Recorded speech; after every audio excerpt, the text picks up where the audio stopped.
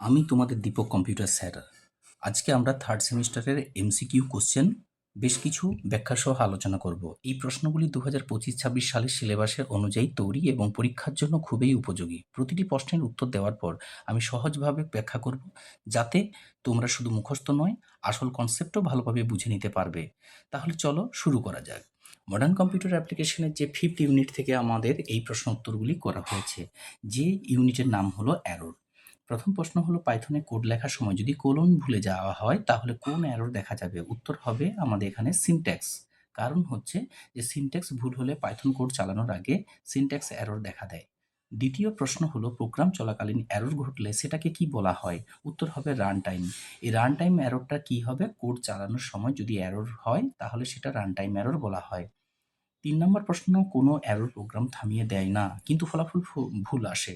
সেখানে যদি বলে যে, যেমন ধরো ৳৫ যুক্ত ৳৬ সমান হচ্ছে যে কত হবে? ৳১১, কিন্তু সেখানে যদি আমার ৳৫০ উত্তর চলে আসে তাহলে সেই উত্তরটাকে বলা হয় লজিক্যাল এরর, বা আউটপুটটা ভুল হয়ে যায়, তাই লজিক্যাল এরর উত্তর হবে। প্রশ্ন নম্বর ৪, পাইথনের সিনট্যাক্স ভুল ধরা হয় কোন ধাপে? উত্তর হবে কম্পাইল টাইম। যখনই কম্পাইল করে তখনই এই ভুলটা হয়, কারণ সে ব্যাখ্যাতে বলে দেওয়া হয়েছে সিনট্যাক্স এরর পাইথন কোডে ফেজ করার সময় ধরা পড়ে। পরবর্তী প্রশ্ন ৫ নম্বরে, পাইথনে কোন ধরনের এরর সবচেয়ে সাধারণ?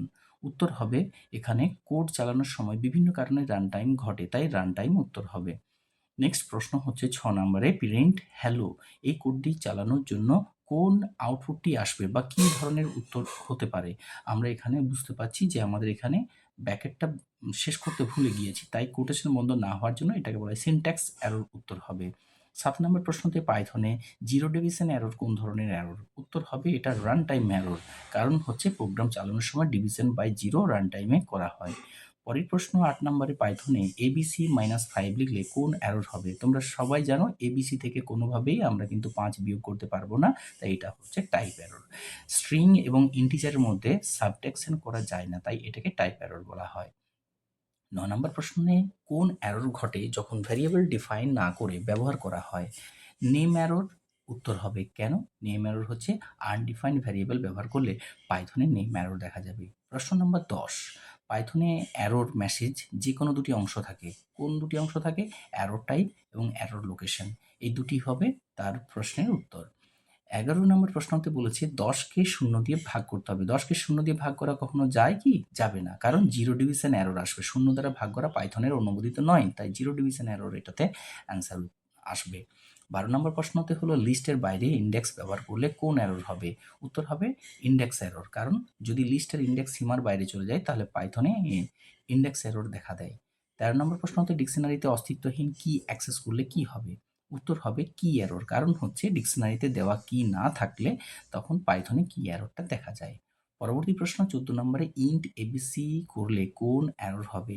ইন্টিজার কখনো এবিসিতে ভাঙতে পারা যাবে না। উত্তর হবে ভ্যালু এরর। কারণ স্ট্রিং এবিসিকে ইন্টিজারে রূপান্তরিত করা সম্ভব নয়, তাই এটাকে ভ্যালু এরর বলা হয়। পরের প্রশ্ন হচ্ছে, পাইথনে নান প্লাস 5 করলে কোন এরর হবে? এটা কিন্তু নানের সাথে আমরা ৫ যোগ করতে পারি না, তাই উত্তর হবে টাইপ এরর, যেহেতু নান টাইপ এবং ইন্টিজারের মধ্যে গাণিতিক অপারেশন করা যায় না।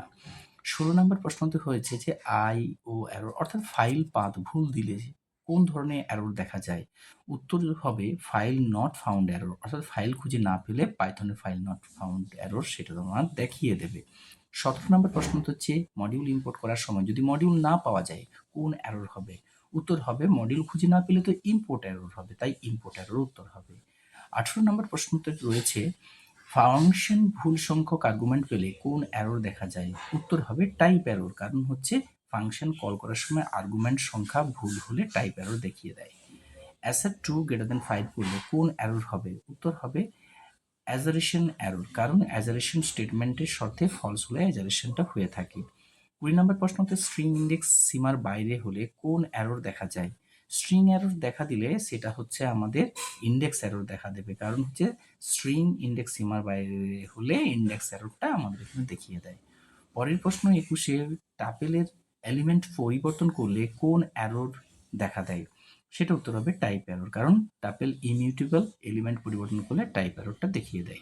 তাহলে আমরা কিন্তু এখানে পরিষ্কার দেখতে পাচ্ছি যে পরবর্তী প্রশ্নতে রয়েছে যে 22 ডিকশনারিতে ডট গেট মেথডটা ব্যবহার করলে কি না থাকলে কি হবে? ওটা হবে নান রিটার্ন হবে, কারণ আমাদের পরিষ্কার রয়েছে যদি ওটা না আসে তাহলে নান রিটার্ন টাইপেরটাই পরিষ্কার প্রশ্ন হয়ে যেতে পারে। 23 নম্বর প্রশ্নতে পাইথনের সব এক্সেপশন কোন বেস ক্লাস থেকে হয়? উত্তর হবে এক্সেপশন, কারণ সব এক্সেপশনের মূল ক্লাস হলো এক্সেপশন।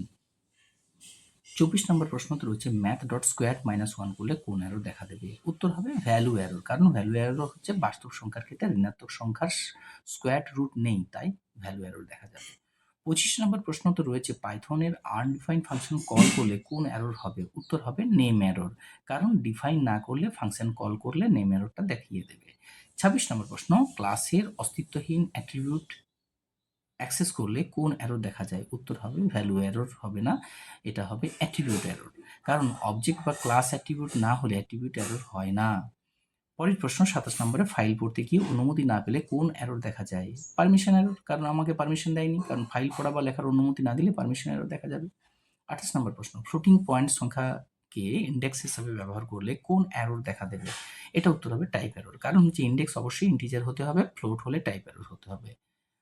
29 নম্বর প্রশ্ন ইন্টিজার 10.5 10.5 মানে কি আছে? 10.5 মানে হচ্ছে এখানে আমাকে স্ট্রিং এর মতো দেখাবে। কিরকম এরর দেখাবে? এটা আমার আসবে ভ্যালু এরর হবে, কারণ ভ্যালুটা 10.5 আছে, এটা ফ্লোটে বা স্ট্রিং এ সরাসরি ইন্টিজারে রূপান্তরিত সম্ভব নয়, তাই উত্তর হবে ভ্যালু এরর। ডট ডেল দিয়ে লিস্ট এলিমেন্ট মুছতে গেলে ইন্ডেক্স দিলে কোন এরর দেখা যায়? উত্তর হবে ইন্ডেক্স এরর, কারণ ভুল ইন্ডেক্স মুছতে গেলে ইন্ডেক্স এরর দেখা দেয়।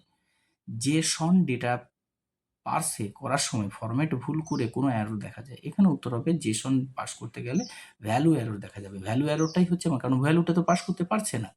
32 নম্বর প্রশ্ন হলো পাইথনে ট্রাই ব্লক ছাড়া অ্যাকসেপ্ট ব্যবহার করলে কোন এরর দেখা দেয়? উত্তর হবে সিনট্যাক্স এরর, কারণ সিনট্যাক্স এরর ছাড়া হবে না, অ্যাকসেপ্ট অবশ্যই ট্রাই এর সাথে থাকতে হলে, না হলে সিনট্যাক্স এরর হয়ে যাচ্ছে। 33 নম্বর প্রশ্ন ইন্টিজারকে স্ট্রিং এর সাথে যোগ করলে কোন এরর হবে? উত্তর হবে ভ্যালু এরর, না টাইপ এরর? না, টাইপ এরর হবে, কারণ হচ্ছে আমাদের ভিন্ন ধরনের ডেটা টাইপ যোগ করতে গেলে টাইপ এরর দেখা দেবে। 34 নম্বর প্রশ্নতে পাইথনে এক্সেপশন ধরতে কোন কিওয়ার্ড ব্যবহার করা হয়? উত্তর হবে অ্যাকসেপ্ট। অ্যাকসেপ্ট কেন হবে? পাইথনে ট্রাই ব্লকের অ্যাকসেপ্ট ব্যবহার করা এক্সেপশন ধরা হয়, এই কারণে উত্তর হবে অ্যাকসেপ্ট।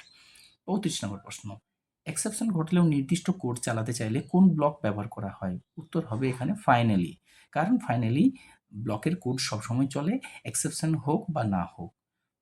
36 নম্বর প্রশ্নতে রেজ কিওয়ার্ডের কাজ কি? রেজ হচ্ছে একটি নতুন ধরনের কাজ করে। কি করে? নতুন এরর তৈরি করার জন্য করে। রেজ দিয়ে আমরা ম্যানুয়ালি এক্সেপশন তুলতে পারি, কিন্তু ভ্যারিয়েবল বানানোর জন্য বা লুপ বন্ধ করার জন্য নয়।